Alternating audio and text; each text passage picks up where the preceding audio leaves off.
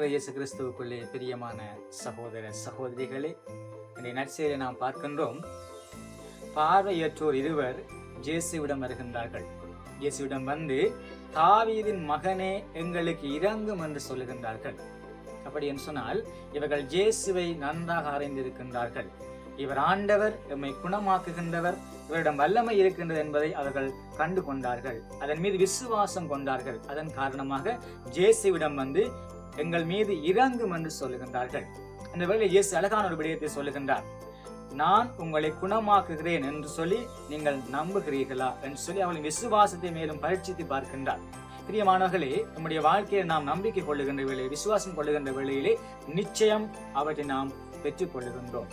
காரணம், இறைவார்த்தை சொல்லுகிறது, நாம் நம்பிக்கையோடு ஒரு மலையை பார்த்து நகர்ந்து போக என்று சொல்லுகின்ற வேளையிலே அந்த மலை நகர்ந்து போகிறது. அந்த அளவுக்கு விசுவாசம் ஆழமானது. ஆகவே இயேசுவின் நாம் ஆழமான விசுவாசம் கொள்ளுகின்ற வேளையிலே, நம்பிக்கை கொள்ளுகின்ற வேளையிலே, நம்முடைய வாழ்க்கையில இருக்கின்ற அனைத்து குறைபாடுகளும், அனைத்து தேவைகளும், அனைத்து மன்றாட்டுகளும் கேட்கப்படுகிறது.